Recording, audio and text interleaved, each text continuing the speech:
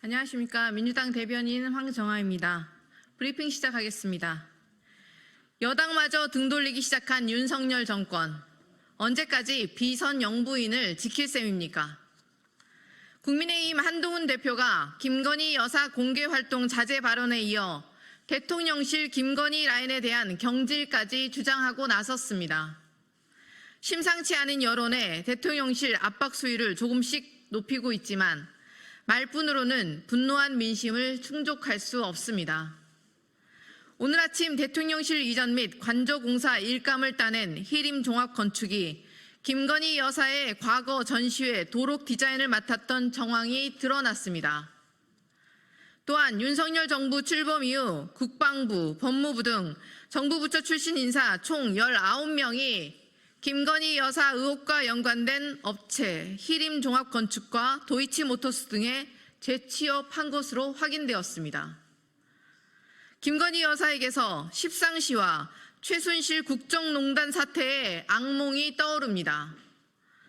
본물처럼 터져나오는 폭로는 김건희 여사와 윤석열 대통령이 자초한 일입니다. 그리고 폭로와 권력의 누수는 이제 막 시작되었을 뿐입니다. 공정한 수사를 통해 김 여사의 국정농단 의혹을 철저히 밝히고 부역한 자 모두를 법의 심판대 앞에 세워야 합니다. 그것이 국민의 명령이고 민주공화국 대한민국의 사법정의입니다. 윤석열 대통령은 민의를 등진 채 불통의 항해를 계속하다 난파선처럼 침몰할 셈입니까?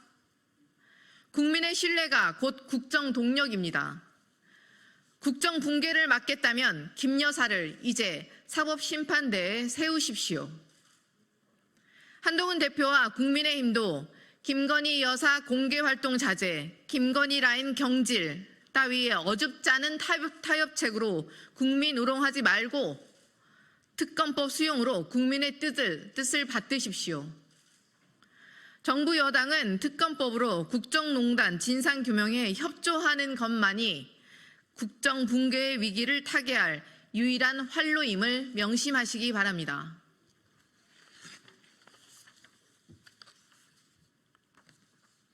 네, 두 번째 브리핑 시작하겠습니다. 한반도를 불안에 떨게 하는 대결적 자세를 내려놓고 대화의 장으로 나서길 촉구합니다. 북한군이 국경선 부근 포병연합부대에 완전 사격 준비태세를 갖추라는 지시를 하달한 데 이어 남북을 잇는 경의선과 동해선 도로를 폭파하기 위해 준비하는 것으로 포착되었습니다. 우리 정부와 북한이 북한 정권의 종말, 끔찍한 참변 등의 위험천만한 말로 서로를 위협하더니 군사적 긴장이 일촉즉발의 상황으로 확산되는 것은 아닌지 우려스럽습니다. 한반도의 불안을 가중시키려 하는 북한의 행태를 규탄합니다. 또한 대한민국에 대한 도발을 즉각 중단할 것을 촉구합니다. 오물풍선은 되고 무인기는 안 됩니까?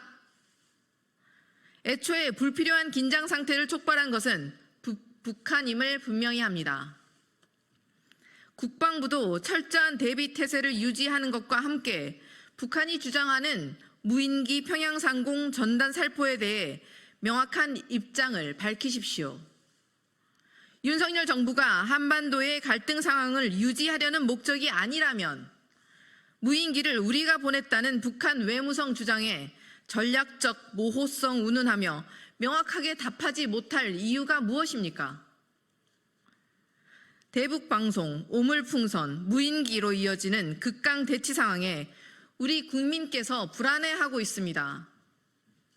정부의 모호한 태도에 정말 전쟁으로 가는 것이냐?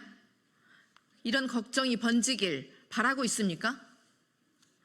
한반도의 평화와 안정은 정부의 제1 책무입니다. 북한과 우리 정부 모두 대결적 자세를 내려놓고 대화의 장으로 나서길 촉구합니다. 더불어민주당은 국가안보상황점검위원회를 통해 이번 사태를 면밀히 점검해 나가겠습니다. 누가 한반도의 불안을 획책하고 국민의 안전을 위협하는지 밝혀 책임을 묻겠습니다. 이상입니다.